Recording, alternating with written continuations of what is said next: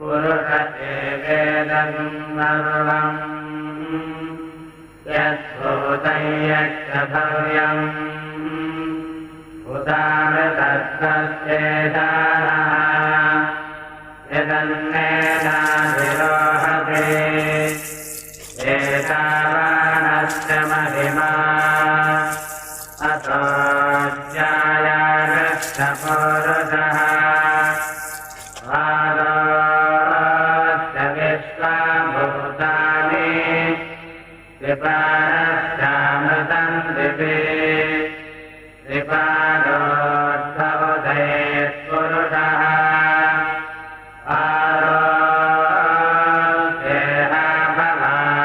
पुनः ततो विश्वं जग्रामत् साधनानशनेनभिः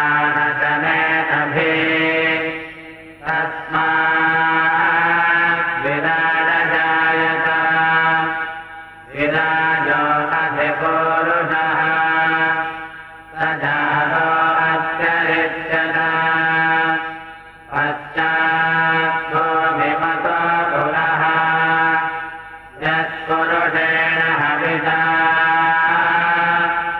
देवायज्ञमदन्वता वसन्तो சுவாமி, இது எந்த தெய்வத்தோட சிலைன்னு தெரிஞ்சுக்கலாமா?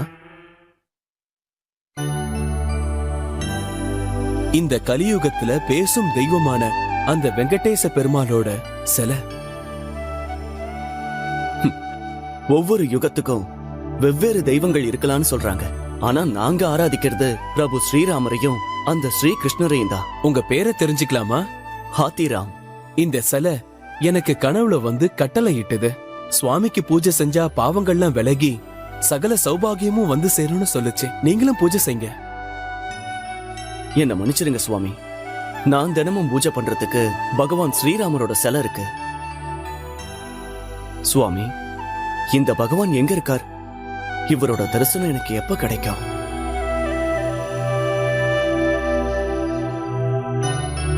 சுவாமி, எனக்கு அந்த பகவான் வெங்கடேஸ்வரரோட தரிசனம் வேணும். அதுக்காக நான் என்ன பண்ணணும்னு சொல்லுங்க. எத்தனையோ ரிஷிகளும் முனிவர்களும் மகான்களும் சுவாமியை தரிசிக்கணும்னு தவம் செஞ்சு அவரோட அனுகிரகத்தை பெற்றார்கள். ஆனா அதெல்லாம் சத்திய யுகம், துவாபர யுகம், ரேதா யுகத்துல நடந்தது. இந்த கலியுகத்துல சுவாமியோட தரிசனம் கிடைக்கணும்னா 12 வருஷம் கடுமையா விரதம் இருக்கணும். அப்பதான் சுவாமியோட தரிசனம் கிடைக்கும்.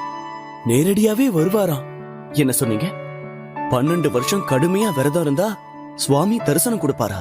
அதுவும் நேர்லையா? இதெல்லாம் நிச்சயம் நடக்குமா? நடக்கும். மகா பக்தரான அன்னமையாவை பத்தி கேள்விப்பட்டிருக்கீங்களா? இல்ல சுவாமி.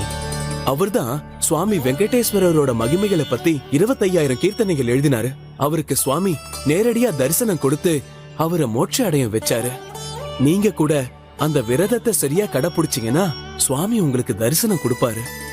சுவாமி, உங்க பேச்சுல நம்பிக்கை வச்சு அந்த பகவானோட தரிசனத்துக்காக நான் 12 வருஷம் விரதம் இருக்கேன். அவருக்கு உபகாரம் செஞ்சு அவரோட அருளை நான் முழுமையா பெற போறேன்.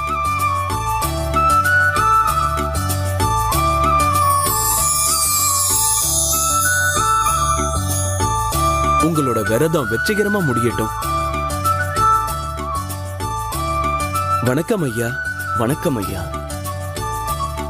கொஞ்ச நேரம் முன்னாடி நீ இவர்கிட்ட என்ன சொல்லிட்டு இருந்த? 12 வருஷம் கடின விரதம் இருந்தா பகவானே தரிசனம் கொடுப்பாரா? இதுல எந்த சந்தேகமும் இல்ல. 7 தலைமுறையா நாங்க வெங்கடேஸ்வரரோட பக்தர்கள். திருமலையில பூஜைகளும் அர்ச்சனைகளும் செஞ்சுக்கிட்டு வரவங்க. அப்ப இங்க எதுக்கு தனியா பூஜை பண்ணிக்கிட்டு இருக்க? சுவாமி என் கனவுல வந்து தரிசனம் கொடுத்து இந்த பக்தரை அவர்கிட்ட கூட்டிட்டு வர சொல்லி எனக்கு கட்டளை இட்டார். அந்த வேலையை தான் நான் செஞ்சுக்கிட்டு இருக்கேன். எல்லாம் நல்லா தான் இருக்கு. சுவாமி உன் கனவுல வந்தது, பக்தர்களை இங்க கூட்டிட்டு வர சொன்னது நல்லா தான் இருக்கு. ஆனா இவருக்கு கடவுள் பக்தி இல்ல போல இருக்கு. இவரோட முகத்தை பார்த்தாலே அது தெரியுது. எந்த சந்தேகமும் இல்ல, இவருக்கு கடவுள் பக்தி கொஞ்சம் கூட இல்ல. மகாபிரபு, நீங்க யாருன்னு எனக்கு தெரியாது. நான் விரதம் இருக்க முடிவு பண்ணிட்டேன். என் விரதத்தால பகவானோட தரிசனம் நிச்சயம் கிடைக்கும். இது கூட தெரியாம இருக்கீங்களே, நீங்க யாரு? இங்க எதுக்கு வந்தீங்க? பொதுவா நான் கோவில்ல இருக்கும்போது பக்தர்கள் எல்லாரும் நீ எங்க இருக்கன்னு கேக்குறாங்க. நான் கோவில்லயே இருக்கும்போது நீ என்னடான்னா நான் எதுக்கு வந்தேன்னு கேக்குறேன். மகாபிரபு, இந்த உடையில நீங்க மடாதிபதி மாதிரியே இருக்கீங்க. நீங்க தங்கறதுக்கு வாசஸ்தலம் இல்லையா? இந்த உலகம் முழுக்க என்னுடைய வாசஸ்தலம் தான். என்னுடைய பேரு ஸ்ரீனிவாசன். நீ எடுத்துக்கிட்டு இருக்கிற விரதத்தை பக்தியோட பூர்த்தி செய். என்னதான் தடங்கள் வந்தாலும் விரதத்தை மட்டும் கைவிட்டுடாத. என்ன கஷ்டம் வந்தாலும் உன் லட்சியம்தான் முக்கியம். அந்த கடவுள் ஆசி உனக்கு நிச்சயம் உண்டு.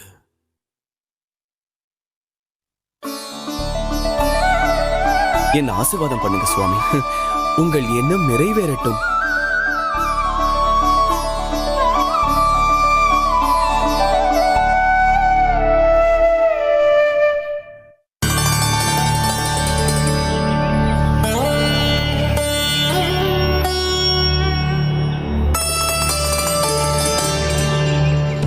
சந்திரகிரி மகாராஜா கிரிதர ராயர் வாழ்க வாழ்க பல்லாண்டு. சந்திரகிரி மகாராஜா கிரிதர ராயர் வாழ்க வாழ்க பல்லாண்டு. எங்கள் சந்திரகிரி வம்சத்தை பாதுகாக்கும் எங்கள் குலதெய்வமான வெங்கடேஸ்வர பகவானை வணங்கிவிட்டு இன்று இந்த சபையை தொடங்குகிறேன். இறைவனின் சன்னதியில் தீர்த்த யாத்திரைக்கு வரும் பக்தர்களின் நிலைமை கவலைக்கிடமாக உள்ளது. அது மட்டுமின்றி தங்குவதற்கு விடுதிகள், உண்ண சரியான உணவின்றி பக்தர்கள் சிரமப்படுகிறார்கள். பக்தர்களின் நலனுக்காக அனைத்து ஏற்பாடுகளையும் செய்ய வேண்டிய அவசியம் ஏற்பட்டுள்ளது.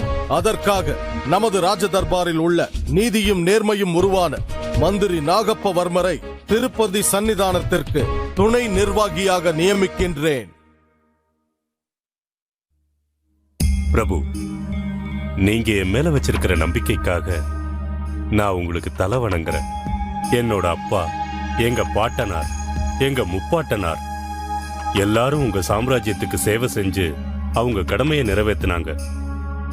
இப்போ நீங்க இந்த மிகப்பெரிய பொறுப்பை எனக்கு கொடுத்து என்னையும் பெருமைப்படுத்திட்டீங்க. அந்த வெங்கடாஜலபதி தான் என் மனசுல இருந்த ஆசைய உங்க மூலமா நிறைவேற்றி வச்சிருக்காரு. அவர் சன்னிதானத்துல இருக்கிற பாக்கியத்தை எனக்கு கொடுத்திருக்காரு. நீங்க கொடுத்த இந்த பொறுப்பை நான் முழு மனசோட ஏத்துக்கிறேன். எந்த ஒரு குறையும் இல்லாம என் கடமையை நிறைவேற்றுவேன்னு வாக்களிக்கிறேன். உங்கள் மீது நம்பிக்கை உள்ளது. அடுத்ததாக சந்திரகிரி சமஸ்தானத்தின் சேனாதிபதியான எனது நண்பன் விக்ரமதேவராயன். பிரபுவை வணங்குகிறேன். எனக்கு உன் மீது முழு நம்பிக்கை உள்ளது. இந்த சாம்ராஜ்யத்தில் மக்களின் பாதுகாப்பின் மீது உனக்குள்ள அக்கறையை குறித்து எனக்கு நன்றாகவே தெரியும். அதனால் திருமலை சன்னிதானத்தை நிர்வகிக்கும் பொறுப்பை உன்னிடம் ஒப்படைக்கிறேன். மகா பண்டிதரான நாகப்பருடன் சேர்ந்து நிச்சயமாக பொறுப்பை சிறப்பாக நிறைவேற்றுவீர்கள் என்று நம்புகிறேன். இதில் எனக்கு எந்த ஐயப்பாடும் இல்லை. எந்த வாளை கண்டு எதிரிகள் நடுங்குவார்களோ, என் வாள் வீச்சை கண்டு அனைவரும் பயந்து திக்கு திசை தெரியாமல் ஓடுவார்களோ, அதே வாள் சந்திரகிரி சாம்ராஜ்யத்தை காக்க இமயம் போல் தடுத்து நிற்கும். அந்த வீரவாள் சாட்சியாக சொல்கிறேன், தாங்கள் ஒப்படைத்த கடமையை என் புஜபல பராக்கிரமத்தை காட்டி நிச்சயம் நிறைவேற்றுவேன்.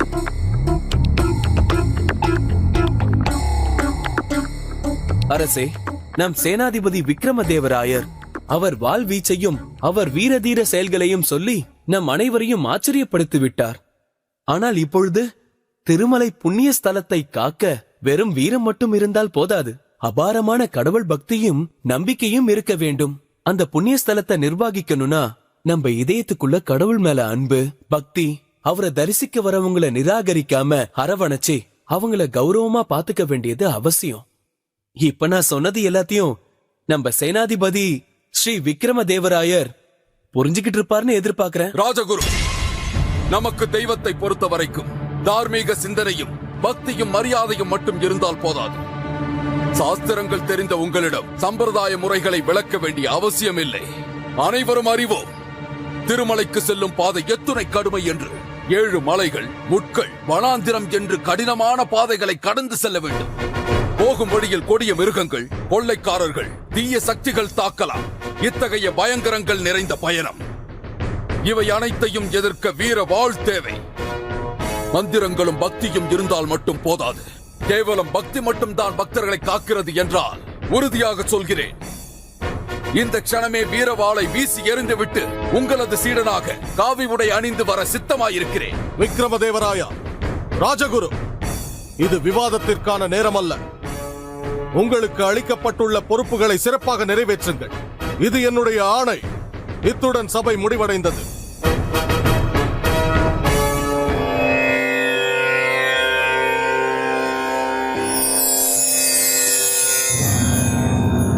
பக்தி, ஆராதனை, தவம், சுவாமி தரிசனம், இது அனைத்தும் போய் ஏமாற்றுதல், பிரமை. என்ன பேசுற நீ?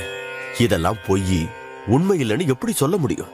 மகாராஜா, ஒரு பூசாரி என்கிட்ட சொன்னாரு, 12 வருஷம் கடுமையான விரதம் இருந்தா பகவான் நேரடியாவே தரிசனம் கொடுப்பாருன்னாரு. விரதம் ஆரம்பிச்சு 12 வருஷம் முடிஞ்சு போச்சு. பகவான் தரிசனம் கொடுக்கவே இல்லை. அப்படியா? சுவாமி இன்னுமா உனக்கு கருணை காட்டல? ஆமா மகாராஜா, நான் இந்த 12 வருஷங்களா விரதத்துலதான் இருக்கேன். எந்த நேரமும் பகவானோட நாமத்தையே சொல்லிக்கிட்டு ஆராதனை, பூஜை எல்லாம் செஞ்சுக்கிட்டு இருக்கு. ஆனா எல்லாம் நிராசை ஆயிடுச்சு.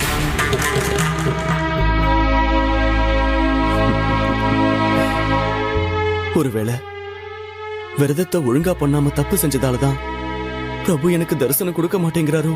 ஒரு பக்தனா இருந்துகிட்டு நீ இப்படி பேசுறது ரொம்ப தப்பு. விரதத்துல இருக்கும்போது தப்பு செஞ்சேன்னு சொல்றது பாவம். நீ ஆராதிக்கிற தெய்வத்தை நீயே நிந்திக்க கூடாது. என் கேள்விக்கு பதில் சொல்லு. உன் விரதத்தை நீ எப்ப ஆரம்பிச்ச? 12 வருஷத்துக்கு முன்னாடி வைகுண்ட ஏகாதசி அன்னைக்கு.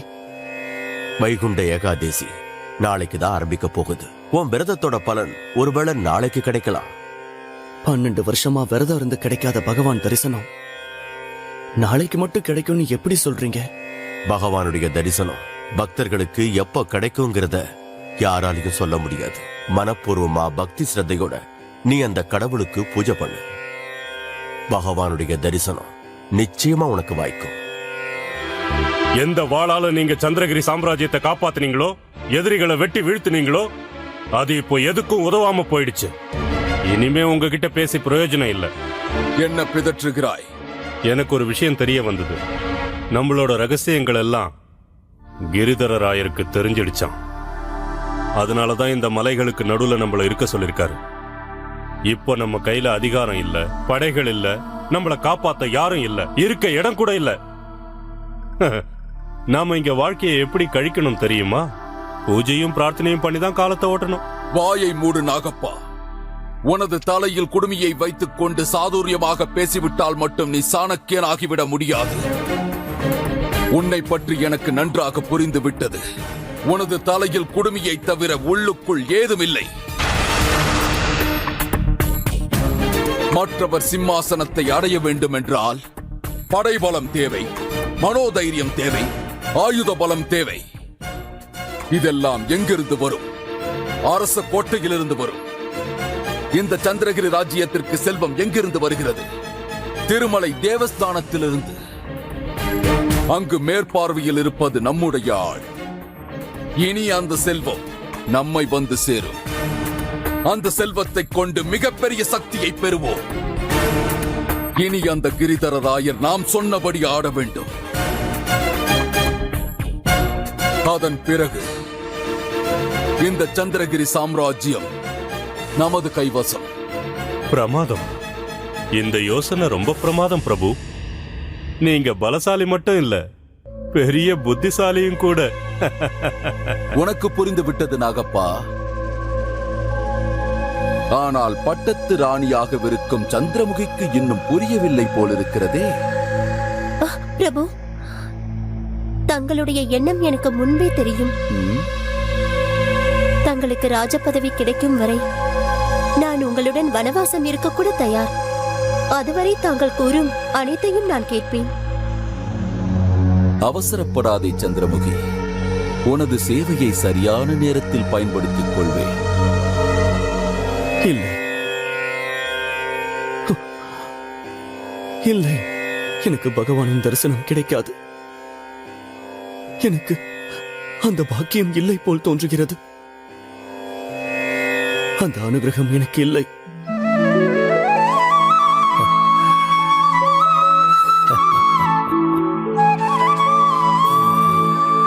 ஸ்ரீனிவாசா, வெங்கடேசா, நீங்களே சொல்லுங்கய்யா. நான் சொன்னா கேட்க மாட்டேங்கிறாரு. மறுபடியும் திருப்பதிக்கு நடந்து போறாரா? இங்க பாரு ராமா, நீ ஒன்னும் சின்ன பையன் கிடையாது. முன்ன மாதிரி நீ தெம்பாவும் இல்ல. திருப்பதி இங்க இருந்து ரொம்ப தூரம். நான் சொல்றத கேளு ராமா. எப்ப பார்த்தாலும் புலம்பிக்கிட்டே இருக்காரு. மலை ஏறிக்கிட்டே இருக்குங்கிறாரு. அங்க பாரு, சாமி கண்ணுக்கு தெரியுதுங்கிறாரு. அதோ பாருங்க, இப்ப கூட என் பகவான் என் கண்ணுக்கு முன்னாடி தெரியுறாரு. என் கோவிலுக்கு என்ன பார்க்க வான்னு கூப்பிடுறாரு. இதோ வந்துடுற சாமி, இதோ வந்துடுறேன். ஐயா ஐயா, பாத்து பாத்து. 20 வருஷமா பாக்குறேன். திருமலைக்கு போறீங்க, வெங்கடேஷ் பெருமாள் தரிசனம் பண்ணிட்டு வரீங்க, ஊர்ல இருக்கிற எல்லாருக்கும் பிரசாதம் கொடுக்குறீங்க, எல்லாரையும் உங்க சொந்தக்காரங்களா நண்பர்களா நினைக்கிறீங்க. ஏன்? நமோ வெங்கடேசான சொல்ற யாரா இருந்தாலும் அவங்க அத்தனை பேரும் என்னுடைய சொந்தக்காரங்க, என்னுடைய நண்பர்கள் தான். பக்திக்கு பாகுபாடு கிடையாது. முக்திக்கு எந்த குலமும் இடையூறா இருக்காது. பக்தி முக்தி இத பத்தியெல்லாம் எனக்கு எதுவும் தெரியாதையா. திருப்பதிக்கு போனோம்னா சக்தி வேணும்னு தெரியும். அப்படி சொல்லுங்க. வேண்டாம் வேண்டாம்னு சொல்லி கூட போன வாட்டி பிடிவாதம் பிடிச்சு திருப்பதிக்கு போயிட்டு வந்தாரு. உங்க அப்பா தானப்பா இவரு, நீயாவது சொல்லுப்பா. எங்க அப்பாக்கு நாங்களா சொல்லணும்? அவருக்கே தெரியாதா என்ன? உன் பிள்ளைங்க பயந்து உன்கிட்ட எதுவும் சொல்ல மாட்டேங்கிறாங்க. இருந்தாலும் அவங்க கவலையா தான் இருக்காங்க. நீ இப்பவே தாத்தாவாயிட்ட. பெருமாள் மேல எவ்வளவு பக்தி இருந்தாலும் பூஜையை நீ வீட்லயே பண்ணிக்கலாமே. திருப்பதி போற எண்ணத்தை தயவு செஞ்சு மறந்துரு. திருப்பதிக்கு நடந்து போறதுக்காக தான் பகவான் கால்களை கொடுத்திருக்காரு. அவரை கண்குளிர தரிசனம் பண்ணணும்னு தான் இந்த கண்களை கொடுத்திருக்காரு. கையெடுத்து கும்பிடணுங்கிறதுக்கா இந்த கைகளை கொடுத்திருக்காரு. கோவிந்தா கோவிந்தா,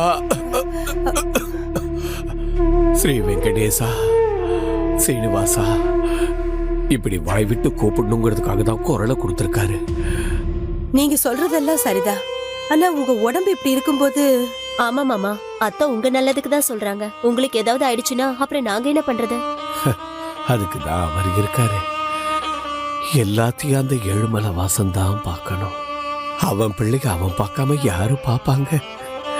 கோவிந்தா, ஸ்ரீனிவாசா. ஒருத்தன் நம்மளோட திட்டத்துக்கெல்லாம் தடையா இருக்கான். யார் அவன்? அவன் ஒரு துறவி. பகவானை தரிசிக்கிறதுக்காக வந்திருக்கான். பகவானை தரிசிக்க ஏன் பணம் வசூல் பண்றீங்கன்னு கேள்வி கேட்கறான்.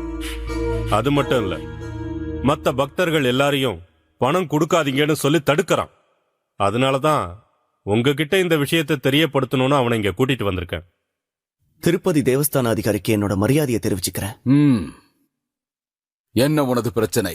சுவாமியை தரிசனம் பண்றதுக்காக வந்திருக்கேன். ஆனா உங்களோட சேவகர்கள் தரிசனம் செய்யறதுக்கு பணம் கட்ட சொல்றாங்க. பகவானை தரிசிக்கிறதுக்கு எதுக்காக பணம் கேட்கறீங்கன்னு நான் அவங்க கிட்ட கேள்வி கேட்டேன். அதுக்கு அவங்க என்ன இங்க கூட்டிட்டு வந்துட்டாங்க. கோயில் வளர்ச்சிக்காக நிதி திரட்டி வருகிறோம், அவ்வளவுதான். பார்க்க புத்திசாலியாக தெரிகிறாய், இது கூடவா தெரியவில்லை? தெய்வ தரிசனத்திற்கு இது சமயமில்லை. சுவாமியை தரிசிக்க நேரம் காலம் தேவையில்லை. நான் பல காலம் விரதம் இருந்து ரொம்ப தூரத்துல இருந்து தரிசிக்க இங்க வந்திருக்கேன். எனக்கு நீங்க அனுமதி கொடுத்தே ஆகணும். நடுசாமமாகிவிட்டது. இனி காலையில் தான் தரிசிக்க முடியும். என்ன மன்னிச்சிருங்க. இன்னைக்கு வைகுண்ட ஏகாதசி. நான் விரதத்துல இருக்கேன். சூரிய உதயத்துக்குள்ள சுவாமியை எப்படியாவது தரிசனம் பண்ணி ஆகணும். இங்கே பார், பார்க்க சாதுவாக தெரிகிறாய். என் கோபத்தை தூண்டாதே. மரியாதையாக இங்கிருந்து போய்விடு. சுவாமி தரிசனம் பார்க்காம நான் இங்கிருந்து போக மாட்டேன். நான் சொல்வதை கேள். நாளை காலை தரிசனம் செய். முடியாது. நான் சுவாமியை தரிசிக்கிறத யாராலையும் தடுக்க முடியாது. அப்படியானால் இந்த கோயில் அதிகாரியான என்னுடைய முடிவையும் நீ கேட்டுத்தான் ஆக வேண்டும். எனது வார்த்தையை நீ மீறியதற்காக தரிசனம் இன்றைக்கும் நாளைக்கும் மட்டுமல்ல, இந்த ஜென்மத்தில் உனக்கு தரிசனம் இல்லை. நாகப்பா பிரபு, இந்த கணமே எனது அந்தப்புறத்தில் இருந்து இவனை வெளியேற்று. கோவிலில் இவனை அனுமதிக்க கூடாது என்று அங்கிருக்கும் அனைத்து காவலர்களுக்கும் கட்டளை இட்டுவிடு. உத்தரவு பிரபு. இது அநியாயம். உங்க அதிகாரத்தை நீங்க துஷ்பிரயோகம் பண்றீங்க. அந்த கடவுள் எல்லாத்தையும் பார்த்துக்கிட்டு இருக்காரு. இதுக்கு நீங்க கண்டிப்பா பலனை அனுபவிப்பீங்க. ஓ,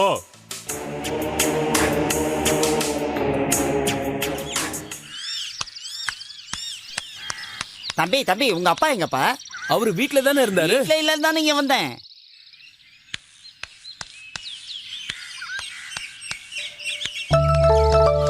கோவிந்தா, வெங்கடேசா. ஐயா ஐயா நில்லுங்க ஐயா, அவ்வளவு தூரம் போக வேண்டாம். சொன்னா கேளுங்க, நீங்களே உடம்பு சரியில்லாதவரு. ராஜேந்திரா, என் கால்களுக்கு சக்தி இல்லைன்னு நீ நினைக்கிறது தப்பே இல்லை. ஐயா ஆனா என் பக்தி மேல உனக்கு சந்தேகம் வந்துருச்சுன்னு நினைக்கும் போது இல்லையா, என் மனசுக்கு ரொம்ப கஷ்டமா ஐயா. இருக்கு. ஓ மேல தப்பில்ல, என் மேல இருக்கிற பாசத்தினாலதான் நீ இப்படி பேசுற. என்ன தடுக்காத.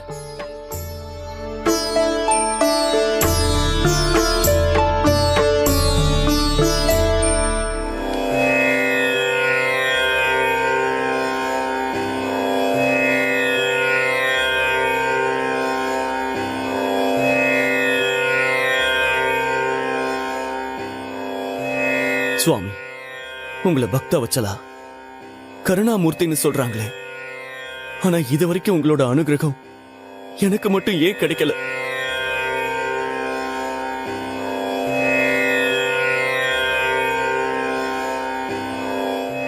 சுவாமி, நீங்க பக்தர்களோட கஷ்டங்களை போக்குவீங்கன்னு சொல்றாங்களே, நான் படுற கஷ்டம் மட்டும் உங்களுக்கு தெரியவே இல்லையா? துவாபர யுகத்துல ஸ்ரீகிருஷ்ணரா, கலியுகத்துல வெங்கடேஸ்வரரா, சர்வலோகத்தையும் பாத்துக்கிறீங்க. அப்படிப்பட்ட நீங்க இவ்வளவு பூஜை புனஸ்காரம் பண்ற எனக்கு ஏன் இன்னும் தரிசனம் கொடுக்கவே மாட்டேங்கிறீங்க? என் விரதத்துல உங்களுக்கு திருப்தியே இல்லையா? சொல்லுங்க. இது நான் செஞ்ச பூர்வ ஜென்ம பாவமா? நான் ஏதாவது தப்பு செஞ்சிட்டனா? இல்லனா இதுக்கு நான் அருகதை இல்லாதவனா? ஏன் தரிசனம் தர மாட்டேங்கிறீங்க? சொல்லுங்க சுவாமி. எங்க இருக்கீங்க? நீங்க எங்க இருக்கீங்க? சொல்லுங்க சுவாமி.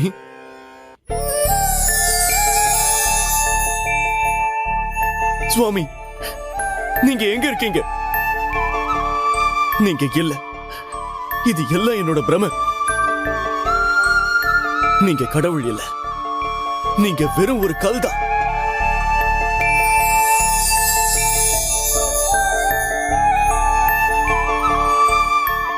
ஹாத்திராம், சுவாமி, வந்துட்டீங்களா சுவாமி? எனக்காக வந்துட்டீங்களா சுவாமி?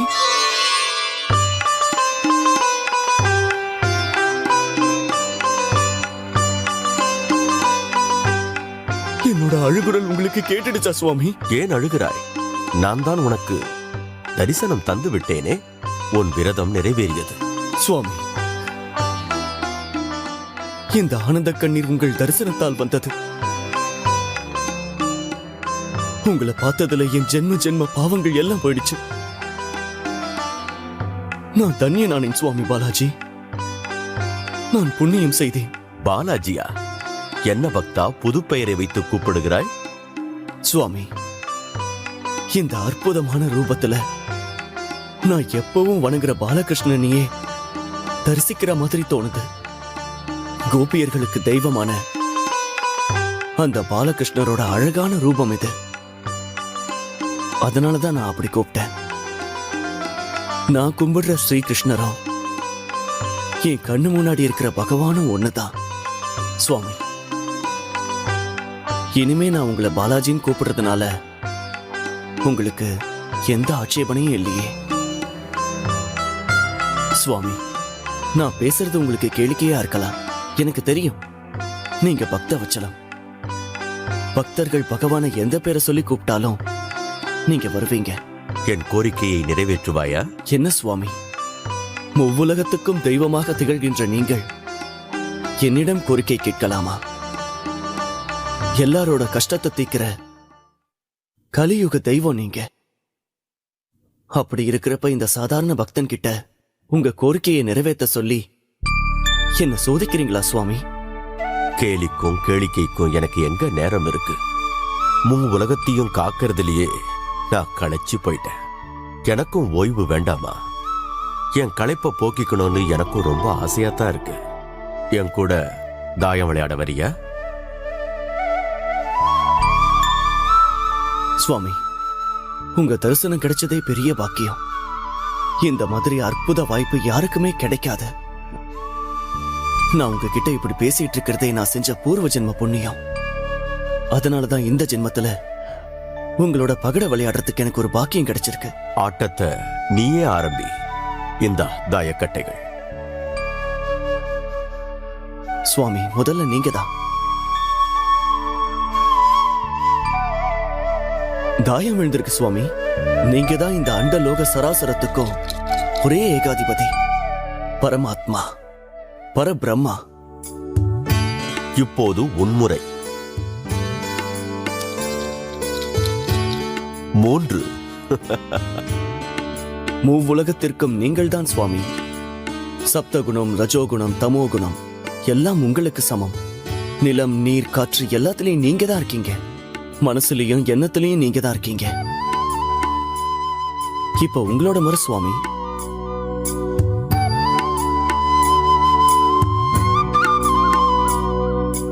ஏழு வந்துடுச்சு சுவாமி. இந்த சப்தகிரி உங்களோட வாசஸ்தலம். நீங்க தான் இங்க தேவாதி தேவன். 7 சமுத்திரம், 7 தீபங்கள், சங்கீதத்தில் 7 சுரங்கள் எல்லாம் உங்ககிட்ட இருந்து தான் வந்திருக்கு. சப்த ரிஷிகளும் உங்களோட மகிமையை பாடிக்கிட்டே இருக்காங்க.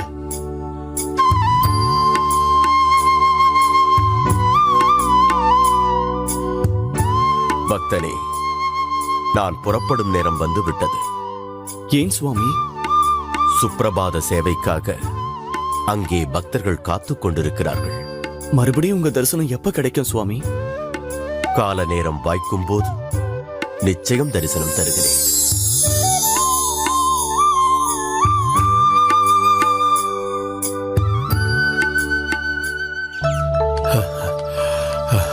ஸ்ரீனிவாசா, வெங்கடேசா.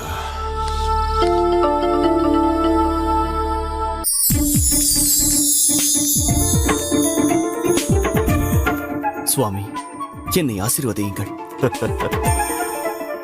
நீ பாக்கியசாலிதான் பக்தா. உனக்கு எந்த பிரச்சனையும் இல்லை, எந்த கவலையும் இல்லை. சுகமாக உறங்கிக் கொண்டிருக்கிறாய். நான் மட்டும் இல்ல சுவாமி, உங்களோட பக்தர்கள் எல்லாருமே பாக்கியசாலிகள் தான். அவங்களுக்கு உங்களோட கிருபை இருக்கு. ஒருவேளை நான் தூங்கியிருந்தாலும் கனவுலையும் உங்களை தான் நினைச்சிட்டு இருந்திருப்பேன். நானே உன்னை தேடி நேரில் வந்திருக்கும் போது இனி கனவு எதற்கு? இது நான் செய்த பாக்கியம் சுவாமி.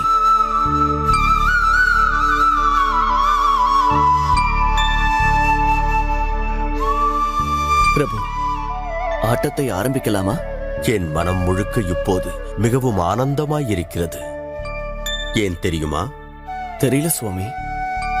இன்று எனக்கு பக்தர் ஒருவர் மிக அற்புதமான காணிக்கை செலுத்தியிருக்கிறார். அற்புத காணிக்கையா? அது என்ன பகவானி? ரத்தின கிரீடமா? வைரம் பதித்த ஆகாரமா? இல்லை ஸ்வர்ண சிம்மாசனமா? இன்று நான் வந்தபோது என் பாதம் தொட்டு வணங்கினாயே, சரியாக கவனிக்கவில்லையா? இந்த பாதரட்சகைகள் தான் அந்த காணிக்கை.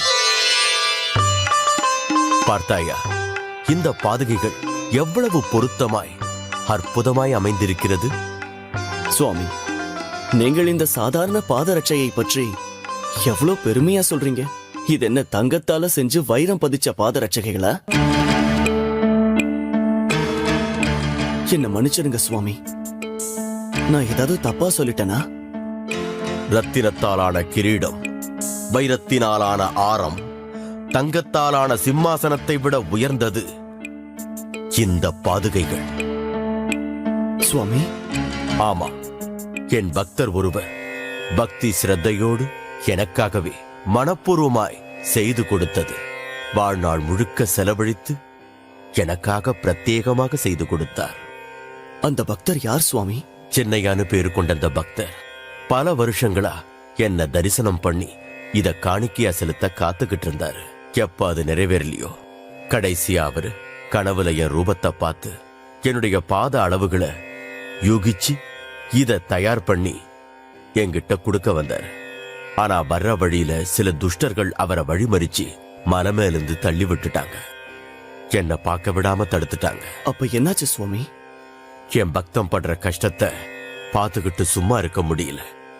அந்த பக்தனை தேடி உடனே புறப்பட்டு வந்துட்டேன். அவர் தயார் பண்ண இந்த அற்புதமான பாதுகைகளை நான் வாங்கும் போது அவர் கண்ணில் தெரிஞ்ச அந்த ஆனந்தத்தை உலகத்துல நான் எங்கேயும் பார்த்ததில்ல. என்ன மன்னிச்சிருங்க சுவாமி. முரட்டுத்தனத்தால என் அறிவை இழந்து உங்க மகிமை தெரியாம போயிடுச்சு. விலை மதிப்பு இல்லாதது தங்கமோ வைரமோ இல்ல, பவித்திரமான பக்தி தான் புரிய வச்சிட்டீங்க. உங்க பார்வையில ஏழை பணக்காரன் எல்லாருமே சமந்தான். சுவாமி, இப்ப விளையாட்ட ஆரம்பிக்கலாமா? சீனிவாசா,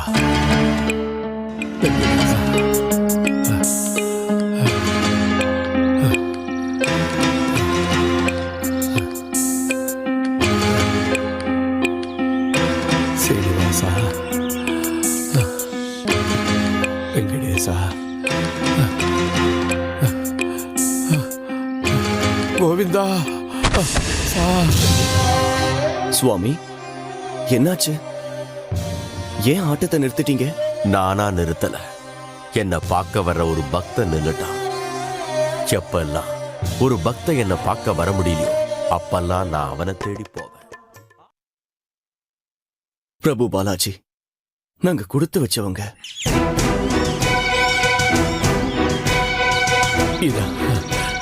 இதான் சுவாமி என் கனவுல வந்து சொன்ன இடம். இந்த இடத்துல இருக்கிறது தான் சுவாமி என் கனவுல வந்து சொன்னாரு. தோண்டி பாருப்பா.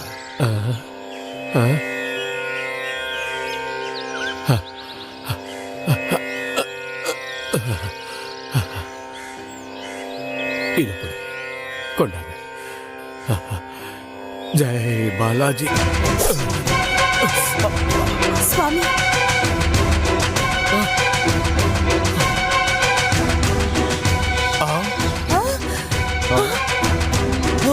ரத்தம் ரத்தம். பாலாஜி, சுவாமி தரிசனம் கொடுப்பாருன்னு பார்த்தா இப்படி தப்பு நடந்து போச்சு. ஏதோ அபச்சாரம் நடந்து போச்சு.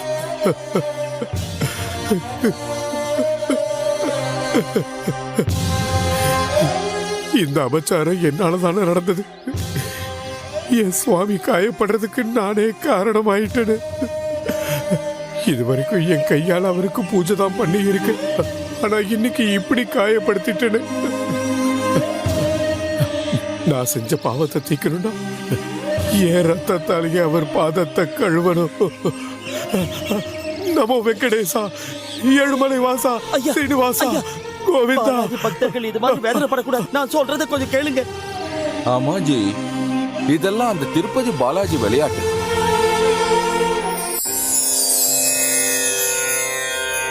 கோதண்டராமா, உனக்காக நானே வந்துட்டேன். பாப்பா, யாருமா நீ?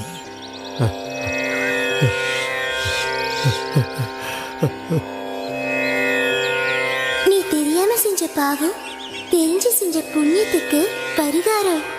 பார்க்கடல பள்ளி கொண்டிருக்க எனக்கு பாலால அபிஷேகம் பண்ணுங்க. பால் அபிஷேகம் பண்றதுதான் எனக்கு ரொம்ப பிடிக்கும்.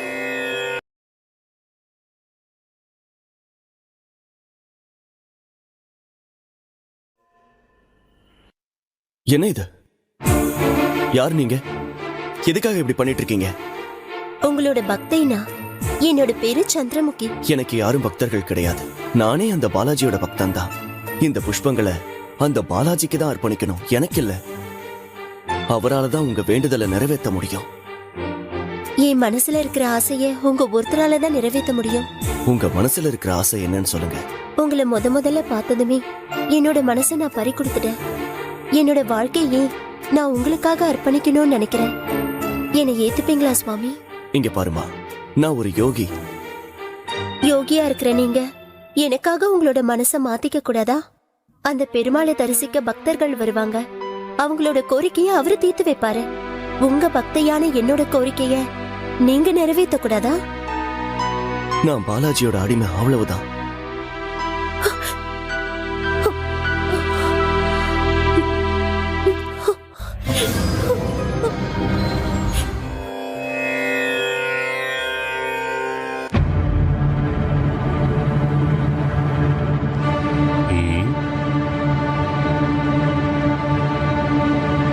உண்மையிலேயே இவன் தியானத்துல தான் இருக்கானா?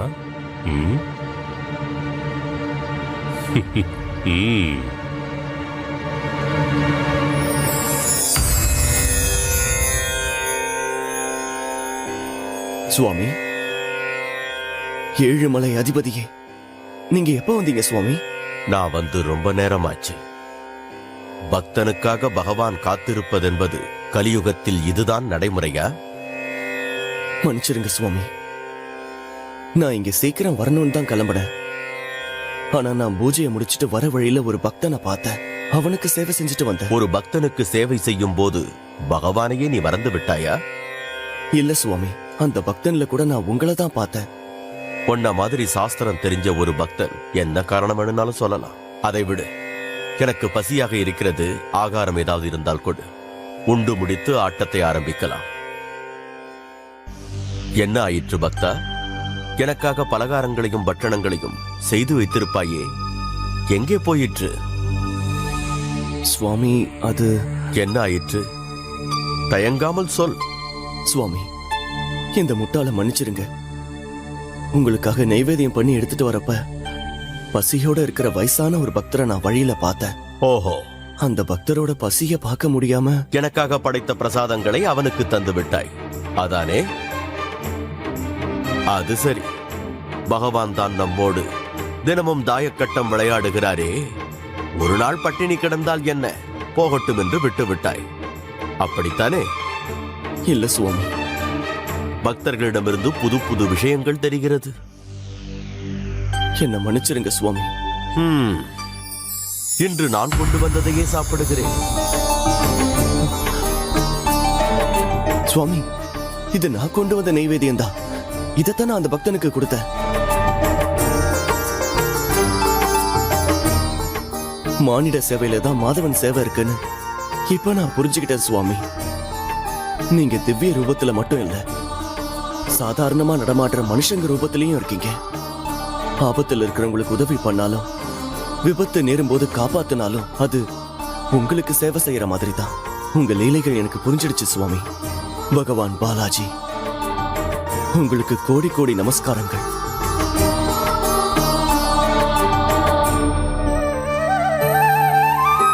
சுவாமி, நைவேத்தியத்தை ஏத்துக்கங்க. ஹாத்திராம், இந்த வெண்ணையை பார்க்கும்போது ஒரு பக்தன் அடிப்பட்ட என்னுடைய காயத்துக்கு வெண்ணைய தடவனதுதான் ஞாபகத்துக்கு வருது. ஆமா சுவாமி, அந்த விஷயம் எனக்கும் தெரியும். அந்த பரம பக்தன் அனந்தஹரி. தெரியும் பிரபு. அந்த அனந்தஹரி உங்களோட பரம பக்தர். ராமானுஜாச்சாரியாரின் அறிவுரைப்படி அவர் ஒரு பூத்தோட்டத்தை உருவாக்கி அந்த புஷ்பங்களை வச்சு உங்களுக்கு அபிஷேகம் பண்ணணும்னு அந்த தோட்டத்திலேயே அவர் வாழ்க்கையை அர்ப்பணிச்சிட்டாரு.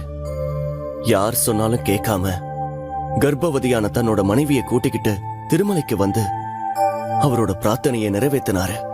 ஆம், என் மீது அவர் வைத்திருக்கும் அளவு கடந்த பக்தி, அன்பு, பாசம் இவையெல்லாம் தான் அவரை என்னுடைய பிரிய பக்தனாக வைத்திருக்கிறது.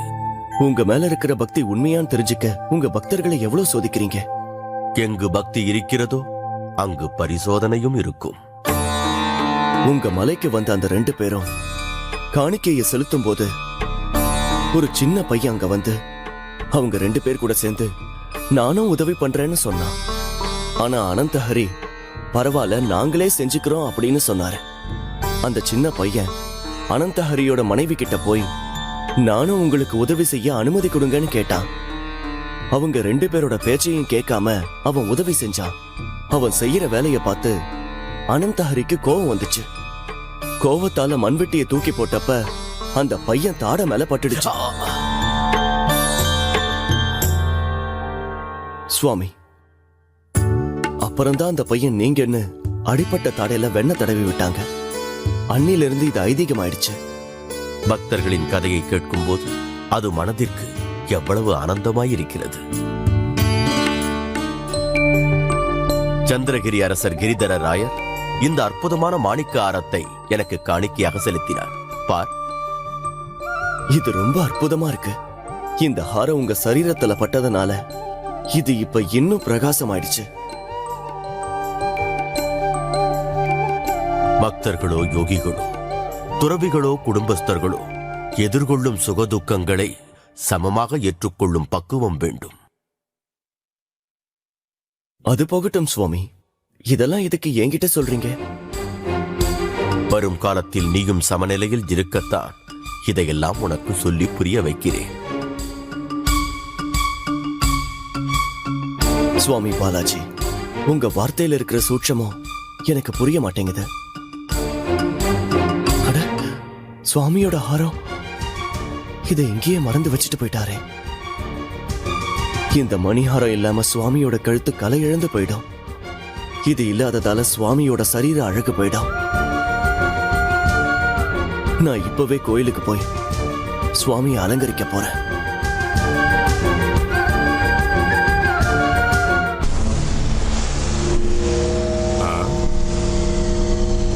இந்த ஆரம் ரொம்ப அழகா இருக்கே. விலை அதிகம்னு நினைக்கிறேன். சுவாமி பாலாஜியோடது.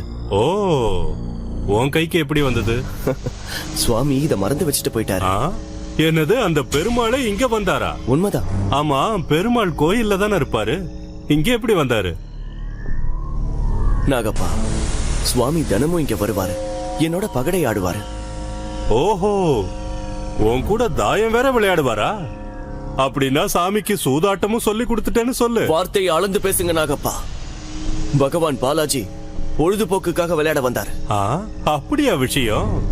அப்படின்னா இந்த ஆரத்தை சுவாமி உங்ககிட்ட தோத்துட்டு போயிட்டாரா? இல்ல, சுவாமியே இந்த ஆரத்தை என்கிட்ட காமிச்சாரு, போகும்போது மறந்துட்டு போயிட்டாரு. அற்புதமா இருக்கு இந்த கதை. நீ வேத வியாசரை விட ரொம்ப நல்லா கதை சொல்றிய. இது கதை இல்ல, உண்மை. உண்மை என்னன்னு இப்போ தெரிஞ்சிடும். நீ பெருமாள் சிலையில இருந்து இந்த ஆரத்தை திருடி இருக்க. வீரர்களே, இந்த திருடனை அரசர்கிட்ட கூட்டிட்டு போங்க. நான் எந்த தப்பும் செய்யல, எனக்கு எந்த பயமும் இல்ல. என்னை எங்க வேணாலும் கூட்டிட்டு போங்க. இழுத்துக்கிட்டு வாங்க.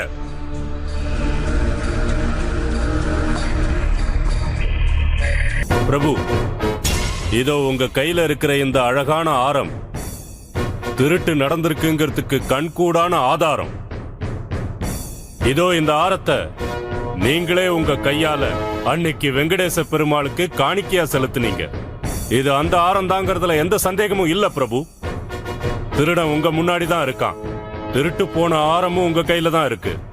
அதனால இனி வருங்காலத்துல இந்த மாதிரி திருடணுங்கிற எண்ணம் யாருக்கும் வரக்கூடாதுங்கிறதுக்காக இந்த திருடனுக்கு மிக கடுமையான தண்டனை கொடுங்க பிரபு.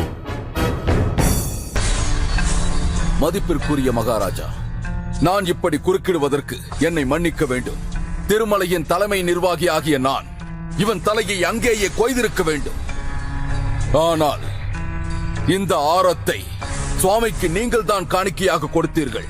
அதனால் தான் அங்கு தண்டிக்காமல் இங்கு கொண்டு வந்து நிறுத்தி இருக்கிறேன்.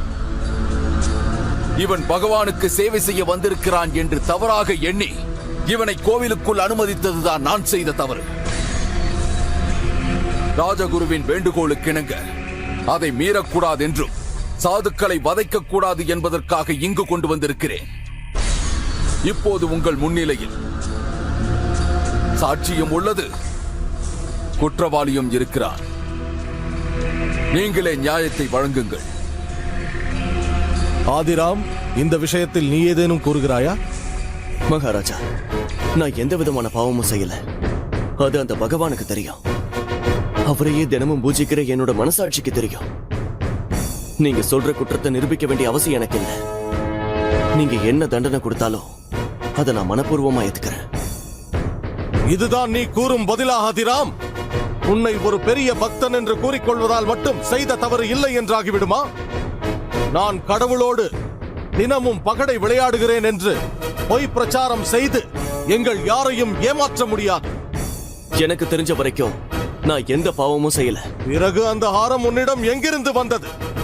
பகவான் பாலாஜி என்னோட பகடை ஆடும் போது மறந்து போய் தன்னோட ஆரத்தை இங்கே வச்சுட்டு போயிட்டாரு. பாத்தீங்களா? நன்றாக கேட்டுக்கொள். இது திரேதா யுகமோ துவாபர யுகமோ இல்லை, கலியுகம். தெய்வமே உன்னுடன் பகடை விளையாடினார் என்பதை நம்ப சொல்கிறாயா? யாரை ஏமாற்ற பார்க்கிறாய்? இதோ பார், சபையின் நேரத்தை வீணடிக்காதே. குற்றத்தை நீயே ஒப்புக்கொண்டால் உனது தண்டனையும் குறையும். இனியும் நடித்து பலனில்லை. நான் எந்த தப்பும் செய்யல. வாய மூடு. மகாராஜாவோட பொறுமையை சோதிக்காத. செஞ்ச தப்பு ஒத்துக்க. பகவான் பாலாஜி உனக்கு காட்சி தருகிறார் என்றும் அவருடன் நீ பகடை விளையாடுகிறாய் என்றும் நீ கூறும் பொய் பிரச்சாரத்தை நாங்கள் அநேக முறை கேட்டுவிட்டோம். பகவான் மீது ஒரு பக்தனுக்கு இருக்கும் பக்திதான் என்று நாங்கள் இதுவரை பொறுமையாக இருந்தோம். ஆனால் நீ இது போன்ற ஒரு பெரிய தவறை இழைத்து விட்டாய். உன்னை போன்ற துரோகிக்கு மரணம்தான் சரியான தண்டனை.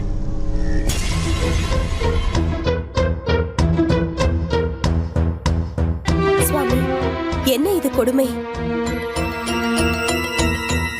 ஒவ்வொரு வாரமும், ஒவ்வொரு நாளும், ஒவ்வொரு நிமிஷமும் கோடிக்கணக்கான பக்தர்கள் உங்கள் மீது வைத்திருக்கும் நம்பிக்கை உண்மை இல்லை என்றும், அப்பாவியான மக்கள் தங்கள் மீது வைத்திருக்கும் பக்தியை ஏமாற்றி விட்டீர்கள் என்று இப்போது நிரூபித்து விட்டீர்கள்.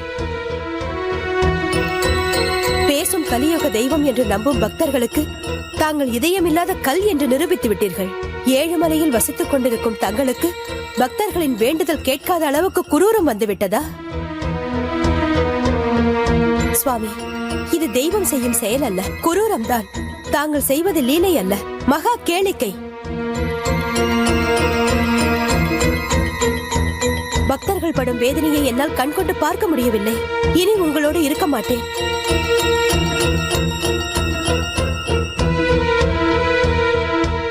நமோ வெங்கடேசா, நமோ ஸ்ரீனிவாசா, நமோ திருமலை. எங்கு போகிறீர்கள்? பகவான் பாலாஜியின் ஒரு அவதாரமான பத்ரிநாதரை தரிசிக்க ஹரித்வார் சென்று கொண்டிருக்கிறேன். உங்களுக்கு தெரியாதா? பக்தனான உங்கள் நண்பனை அயோத்தியிலிருந்து கூட்டி வந்தீர்கள். அவன் இப்போது சங்கடத்தில் இருக்கிறான். அவர் சங்கடத்தில் இருக்க வாய்ப்பே இல்லையே. அவர் மகா பக்தனாயிற்றே. பக்தர்கள் அனைவரும் அவர் பக்கம்தான். பக்தர்கள் அவர் பக்கம் இருக்கலாம், ஆனால் அரசர் அவருக்கு மரண தண்டனை அல்லவா கொடுத்திருக்கிறார். இந்த விஷயம் எப்படி உங்களுக்கு? இந்த விஷயம் எனக்கு எப்படி தெரிந்தது என்பது முக்கியமில்லை. நீ உடனே போய் மகாராஜாவை சந்திக்க வேண்டும். அவர் உன் பேச்சை கேட்பார். ஹாத்திராமை நீதான் காப்பாற்ற வேண்டும். நான் இப்பவே ராஜ தர்பாருக்கு போறேன்.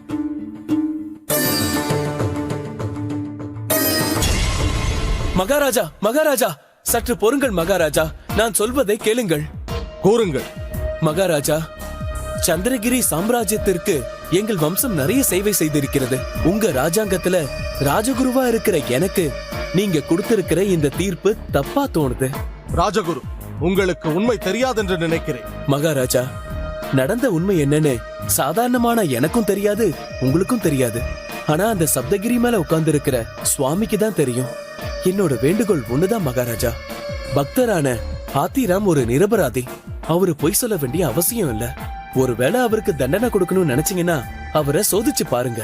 ஒரு நிரபராதிக்கு தண்டனை கொடுத்துட்டீங்கன்னா மொத்த சந்திரகிரி சாம்ராஜ்யத்தோட மானமும் மரியாதையும் மண்ணோட கலந்துடும். ராஜகுரு, நீங்களும் உம்முடைய முன்னோர்களும் சந்திரகிரி சாம்ராஜ்யத்தின் நன்மைக்காக பாடுபட்டவர்கள். உங்கள் வார்த்தைகளை நான் ஏற்கிறேன். ஹாதிராமை சோதித்து பார்க்கிறேன். ஹாதிராம், ஆதி என்றால் யானை அல்லவா? யானையின் உணவென்ன? இலை, தழை, கரும்பு, பழங்கள். விக்ரமதேவராயா, கூறுங்கள் பிரபு. பக்தன் ஹாதிராமை சிறைச்சாலைக்குள் அடைத்து ஒரு கட்டு கரும்பை அதனுள் வையுங்கள். நாளை உதயத்திற்குள் அவன் அதை உண்டு விட்டால் பிறகு நான் நம்புகிறேன் இவன் பெரிய பக்தன் என்றும் பகவானோடு பகடை விளையாடுகிறான் என்றும். அப்படி நடக்கவில்லை என்றால் சூரிய அஸ்தமனத்திற்குள் இவன் தலையை கொய்து விடுங்கள். இது என்ன சோதனை மகாராஜா? ஒரு சாதாரண மனிதனால அவ்வளவு கரும்பை எப்படி சாப்பிட முடியும்? அதுவும் ஒரே ராத்திரியில. இவனுக்கு பாலாஜி தரிசனம் தருகிறார் அல்லவா? உடன் சேர்ந்து பகடையும் விளையாடுகிறார். அது சாத்தியம் என்றால் இதுவும் சாத்தியம்தானே. ஏற்பாடுகளை செய்யுங்கள்.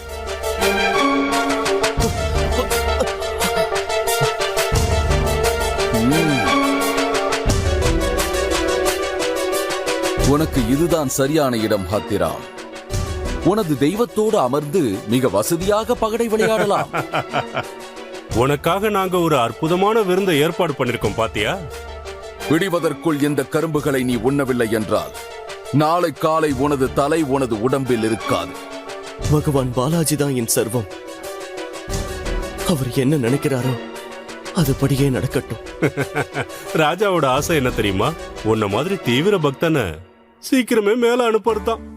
ஏ காவலாளி, இரவு முழுக்க இவனை கண்காணித்துக் கொள். சிறிது அசந்தாலும் தப்பி விடுவான்.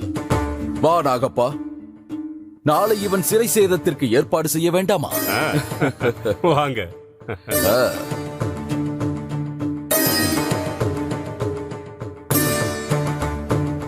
சுவாமி திருமலை பாலாஜி, நீங்கள் கலியுக தெய்வம், கருணாமூர்த்தி, பக்தவச்சலா, மாதவா, கேசவா, கஷ்டம் நான் வருவேன்னு சொன்னீங்களே, இப்ப நான் கஷ்டத்துல இருக்க, என்னை காப்பாத்துங்க. ஓம் நமோ வெங்கடேசா, ஓம் நமோ வெங்கடேசா, ஓம் நமோ வெங்கடேசா, ஓம் நமோ வெங்கடேசா, ஓம் நமோ வெங்கடேசா, ஓம் நமோ வெங்கடேசா, ஓம் நமோ வெங்கடேசா, ஓம் நமோ வெங்கடேசா, ஓம் நமோ வெங்கடேசா, ஓம் நமோ வெங்கடேசா, ஓம் நமோ வெங்கடேசா. பிரபு பாலாஜி, நீங்க எங்க இருக்கீங்க? என் கஷ்டத்தை போக்குறதுக்கு வாங்க. உங்க லீலையை புரிஞ்சுக்கிட்ட, உங்க மகத்துவம் என்னன்னு தெரிஞ்சுக்கிட்ட. சுவாமி, சுவாமி எங்க இருக்கீங்க? எங்க இருக்கீங்க சுவாமி? வாங்க சுவாமி, வாங்க.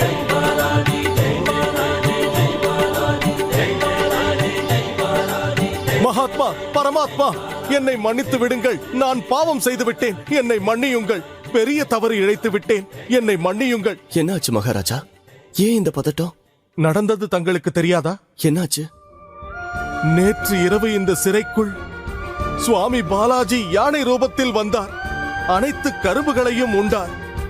சுவாமி, இது போன்ற ஒரு காட்சியை நான் எப்பொழுதும் பார்த்ததில்லை. நீங்கள் மகாத்மா, நீங்கள் பரமாத்மா.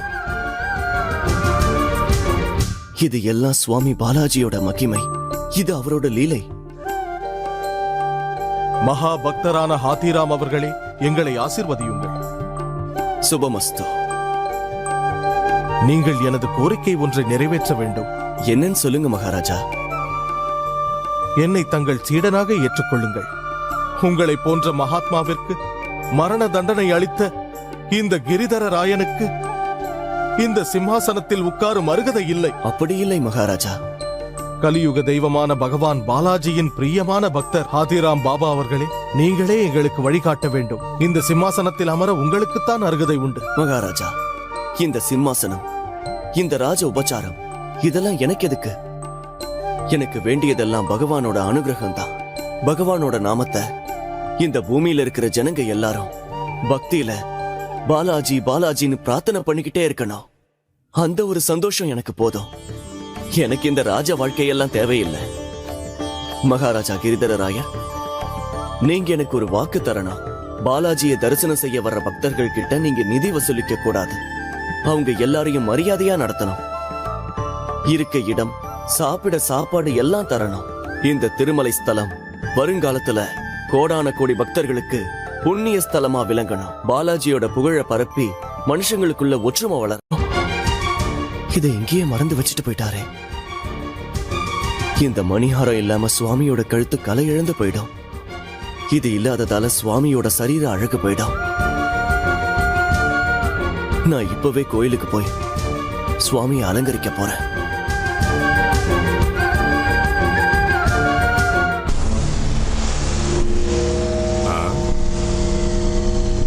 இந்த ஆரம் ரொம்ப அழகா இருக்கே. விலை அதிகம்னு நினைக்கிறேன். சுவாமி பாலாஜியோடது. ஓ, உன் கைக்கு எப்படி வந்தது? சுவாமி இத மறந்து வச்சுட்டு போயிட்டாரு. என்னது, அந்த பெருமாளே இங்க வந்தாரா? உண்மைதான். ஆமா, பெருமாள் கோயில்ல தானே இருப்பாரு. இங்க எப்படி வந்தாரு? நாகப்பா, சுவாமி தினமும் இங்க வருவாரு. என்னோட பகடை ஆடுவாரு. ஓஹோ, உன் கூட தாயம் வேற விளையாடுவாரா? அப்படின்னா சாமிக்கு சூதாட்டமும் சொல்லி கொடுத்துட்டேன்னு சொல்லு. வார்த்தையை அளந்து பேசுங்க நாகப்பா. பகவான் பாலாஜி பொழுதுபோக்குக்காக விளையாட வந்தார். அப்படியா விஷயம்? அப்படின்னா இந்த ஆரத்தை சுவாமி உன்கிட்ட தோத்துட்டு போயிட்டாரா? இல்ல, சுவாமியே இந்த ஆரத்தை என்கிட்ட காமிச்சாரு. போகும்போது மறந்துட்டு போயிட்டாரு. அற்புதமா இருக்கு இந்த கதை. நீ வேத வியாசரை விட ரொம்ப நல்லா கதை சொல்றிய. இது கதை இல்ல, உண்மை. உண்மை என்னன்னு இப்போ தெரிஞ்சிடும். நீ பெருமாள் சிலையில இருந்து இந்த ஆரத்தை திருடி இருக்க. வீரர்களே, இந்த திருடனை அரசர்கிட்ட கூட்டிட்டு போங்க. நான் எந்த தப்பும் செய்யல. எனக்கு எந்த பயமும் இல்ல. என்னை எங்க வேணாலும் கூட்டிட்டு போங்க. இழுத்துக்கிட்டு வாங்க.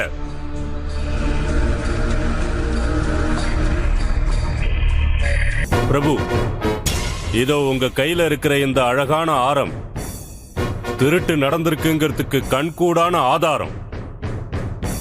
இதோ இந்த ஆரத்தை நீங்களே உங்க கையால அன்னைக்கு வெங்கடேச பெருமாளுக்கு காணிக்கையா செலுத்தினீங்க. இது அந்த ஆரம் தாங்கிறதுல எந்த சந்தேகமும் இல்ல பிரபு. திருடன் உங்க முன்னாடி தான் இருக்கான். திருட்டு போன ஆரமும் உங்க கையில தான் இருக்கு. அதனால இனி வருங்காலத்துல இந்த மாதிரி திருடணுங்கிற எண்ணம் யாருக்கும் வரக்கூடாதுங்கிறதுக்காக இந்த திருடனுக்கு மிக கடுமையான தண்டனை கொடுங்க பிரபு. மதிப்பிற்குரிய மகாராஜா, நான் இப்படி குறுக்கிடுவதற்கு என்னை மன்னிக்க வேண்டும். திருமலையின் தலைமை நிர்வாகி ஆகிய நான் இவன் தலையை அங்கேயே கொய்திருக்க வேண்டும். ஆனால் இந்த ஆரத்தை சுவாமிக்கு நீங்கள் தான் காணிக்கையாக கொடுத்தீர்கள். அதனால் தான் அங்கு தண்டிக்காமல் இங்கு கொண்டு வந்து நிறுத்தியிருக்கிறேன். இவன் பகவானுக்கு சேவை செய்ய வந்திருக்கிறான் என்று தவறாக எண்ணி இவனை கோவிலுக்குள் அனுமதித்ததுதான் நான் செய்த தவறு. ராஜகுருவின் வேண்டுகோளுக்கிணங்க அதை மீறக்கூடாது என்றும் சாதுக்களை வதைக்க கூடாது என்பதற்காக இங்கு கொண்டு வந்திருக்கிறேன். இப்போது உங்கள் முன்னிலையில் சாட்சியம் உள்ளது, குற்றவாளியும் இருக்கிறான். நீங்களே நியாயத்தை வழங்குங்கள். ஆதிராம், இந்த விஷயத்தில் நீ ஏதேனும் கூறுகிறாயா? மகாராஜா, நான் எந்த விதமான பாவமும் செய்யல.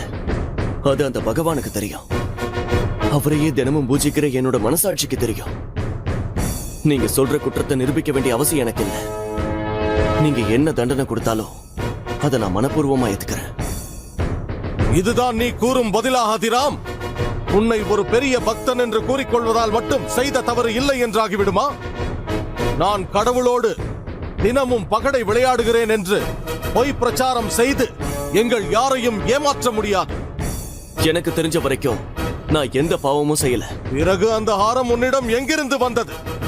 பகவான் பாலாஜி என்னோட பகடை ஆடும்போது மறந்து போய் தன்னோட ஆரத்தை இங்கே வச்சுட்டு போயிட்டாரு. பாத்தீங்களா? நன்றாக கேட்டுக்கொள். இது திரேதா யுகமோ துவாபர யுகமோ இல்லை, கலியுகம். தெய்வமே உன்னுடன் பகடை விளையாடினார் என்பதை நம்ப சொல்கிறாயா? யாரை ஏமாற்ற பார்க்கிறாய்? இதோ பார், சபையின் நேரத்தை வீணடிக்காதே. குற்றத்தை நீயே ஒப்புக்கொண்டால் உனது தண்டனையும் குறையும்.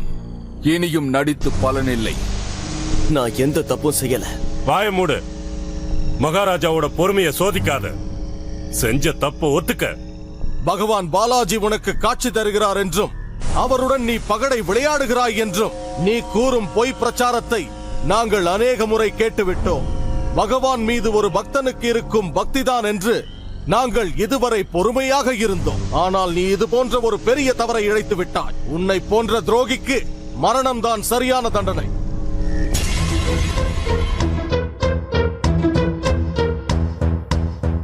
சுவாமி, என்ன இது கொடுமை? ஒவ்வொரு வாரமும், ஒவ்வொரு நாளும், ஒவ்வொரு நிமிஷமும் கோடிக்கணக்கான பக்தர்கள் உங்கள் மீது வைத்திருக்கும் நம்பிக்கை உண்மை இல்லை என்றும், அப்பாவியான மக்கள் தங்கள் மீது வைத்திருக்கும் பக்தியை ஏமாற்றி விட்டீர்கள் என்று இப்போது நிரூபித்து விட்டீர்கள். பேசும் கலியுக தெய்வம் என்று நம்பும் பக்தர்களுக்கு தாங்கள் இதயமில்லாத கல் என்று நிரூபித்து விட்டீர்கள். ஏழுமலையில் வசித்துக் கொண்டிருக்கும் தங்களுக்கு பக்தர்களின் வேண்டுதல் கேட்காத அளவுக்கு குரூரம் வந்துவிட்டதா? சுவாமி, இது தெய்வம் செய்யும் செயல் அல்ல, குரூரம்தான். தாங்கள் செய்வது லீலை அல்ல, மகா கேளிக்கை. பக்தர்கள் படும் வேதனையை என்னால் கண்கொண்டு பார்க்க முடியவில்லை. இனி உங்களோடு இருக்க மாட்டேன்.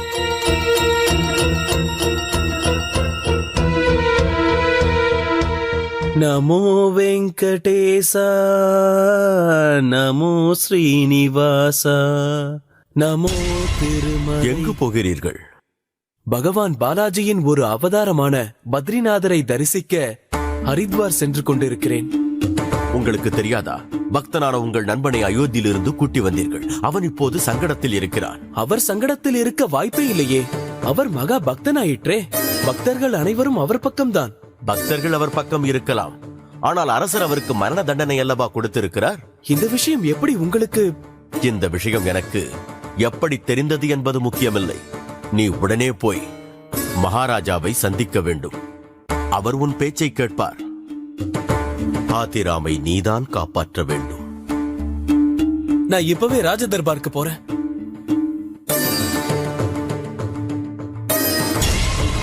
மகாராஜா, மகாராஜா, சற்று பொறுங்கள் மகாராஜா. நான் சொல்வதை கேளுங்கள். கூறுங்கள். மகாராஜா, சந்திரகிரி சாம்ராஜ்யத்திற்கு எங்கள் வம்சம் நிறைய சேவை செய்திருக்கிறது. உங்க ராஜாங்கத்துல ராஜகுருவா இருக்கிற எனக்கு நீங்க கொடுத்திருக்கிற இந்த தீர்ப்பு தப்பா தோணுது. ராஜகுரு, உங்களுக்கு உண்மை தெரியாதென்று நினைக்கிறேன். மகாராஜா, நடந்த உண்மை என்னன்னு சாதாரணமான எனக்கும் தெரியாது, உங்களுக்கும் தெரியாது. ஆனா அந்த சப்தகிரி மேல உட்கார்ந்து இருக்கிற சுவாமிக்கு தான் தெரியும். என்னோட வேண்டுகோள் ஒண்ணுதான் மகாராஜா. பக்தரான ஹாத்திராம் ஒரு நிரபராதி. அவரு பொய் சொல்ல வேண்டிய அவசியம் இல்ல. ஒருவேளை அவருக்கு தண்டனை கொடுக்கணும்னு நினைச்சீங்கன்னா அவரை சோதிச்சு பாருங்க. ஒரு நிரபராதிக்கு தண்டனை கொடுத்துட்டீங்கன்னா மொத்த சந்திரகிரி சாம்ராஜ்யத்தோட மானமும் மரியாதையும் மண்ணோட கலந்துடும். ராஜகுரு, நீங்களும் உம்முடைய முன்னோர்களும் சந்திரகிரி சாம்ராஜ்யத்தின் நன்மைக்காக பாடுபட்டவர்கள். உங்கள் வார்த்தைகளை நான் ஏற்கிறேன். ஹாதிராமை சோதித்து பார்க்கிறேன். ஆதிராம், ஆதி என்றால் யானை அல்லவா? யானையின் உணவென்ன? இலை, தழை, கரும்பு, பழங்கள். விக்ரமதேவராயா, கூறுங்கள் பிரபு. பக்தன் ஹாதிராமை சிறைச்சாலைக்குள் அடைத்து ஒரு கட்டு கரும்பை அதனுள் வையுங்கள்.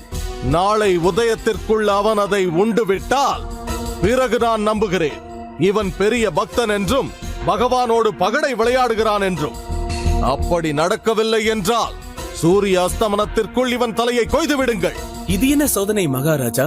ஒரு சாதாரண மனிதனால அவ்வளவு கரும்பை எப்படி சாப்பிட முடியும்? அதுவும் ஒரே ராத்திரியில. இவனுக்கு பாலாஜி தரிசனம் தருகிறார் அல்லவா? உடன் சேர்ந்து பகடையும் விளையாடுகிறார். அது சாத்தியம் என்றால் இதுவும் சாத்தியம்தானே. ஏற்பாடுகளை செய்யுங்கள்.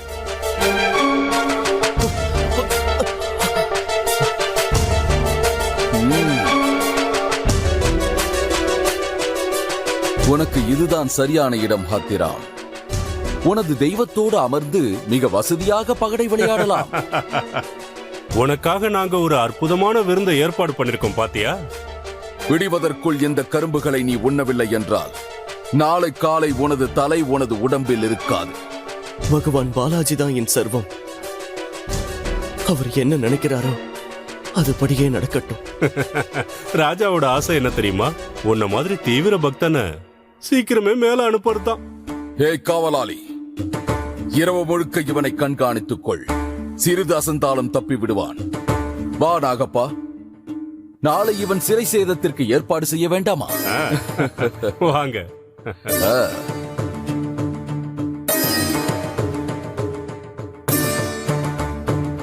சுவாமி திருமலை பாலாஜி, நீங்கள் கலியுக தெய்வம்,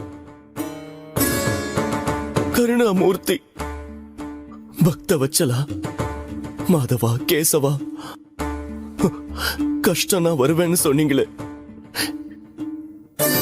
இப்ப நான் கஷ்டத்துல இருக்க, என்ன காப்பாத்துங்க. ஓம் நமோ வெங்கடேசா. ஓம் நமோ வெங்கடேசா. ஓம் நமோ வெங்கடேசா. ஓம் நமோ வெங்கடேசா. ஓம் நமோ வெங்கடேசா. ஓம் நமோ வெங்கடேசா. ஓம் நமோ வெங்கடேசா. ஓம் நமோ வெங்கடேசா. ஓம் நமோ வெங்கடேசா. ஓம் நமோ வெங்கடேசா. ஓம் நமோ வெங்கடேசா. பிரபு பாலாஜி, நீங்க எங்க இருக்கீங்க? என் கஷ்டத்தை போக்குறதுக்கு வாங்க. உங்க லீலையை புரிஞ்சுக்கிட்ட, உங்க மகத்துவம் என்னன்னு தெரிஞ்சுக்கிட்ட. சுவாமி, சுவாமி எங்க இருக்கீங்க? எங்க இருக்கீங்க சுவாமி? வாங்க சுவாமி, வாங்க.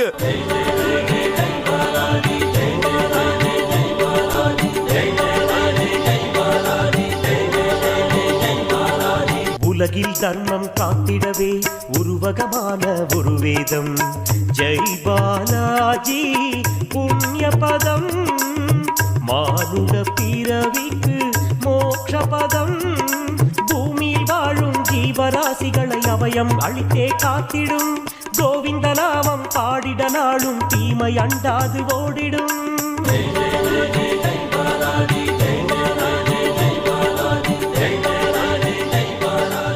மகாத்மா, பரமாத்மா, என்னை மன்னித்து விடுங்கள். நான் பாவம் செய்து விட்டேன், என்னை மன்னியுங்கள். பெரிய தவறு இழைத்து விட்டேன், என்னை மன்னியுங்கள். என்னாச்சு மகாராஜா? ஏன் இந்த பதட்டம்? நடந்தது தங்களுக்கு தெரியாதா? என்னாச்சு? நேற்று இரவு இந்த சிறைக்குள் சுவாமி பாலாஜி யானை ரூபத்தில் வந்தார். அனைத்து கரும்புகளையும் உண்டார். சுவாமி, இது போன்ற ஒரு காட்சியை நான் எப்பொழுதும் பார்த்ததில்லை. நீங்கள் மகாத்மா, நீங்கள் பரமாத்மா. இது எல்லாம் சுவாமி பாலாஜியோட மகிமை. இது அவரோட லீலை. மகா பக்தரான ஹாத்திராம் அவர்களே, எங்களை ஆசிர்வதியுங்கள். சுபமஸ்து. நீங்கள் எனது கோரிக்கை ஒன்றை நிறைவேற்ற வேண்டும். என்னன்னு சொல்லுங்க மகாராஜா. என்னை தங்கள் சீடனாக ஏற்றுக்கொள்ளுங்கள்.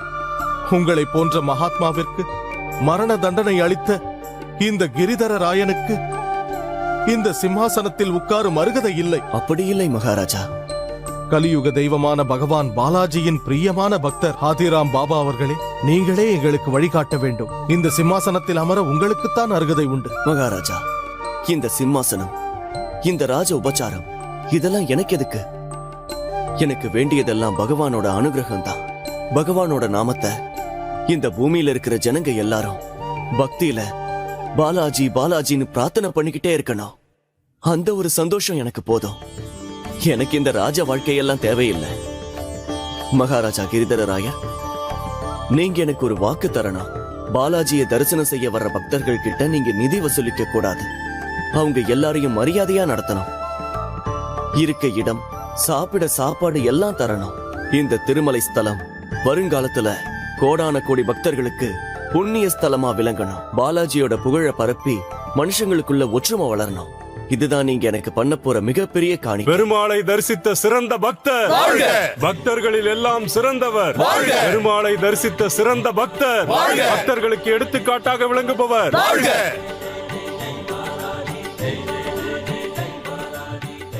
சுவாமி, என்னை மன்னித்து விடுங்கள். மன்னிக்க வேண்டுமா? எதற்கு?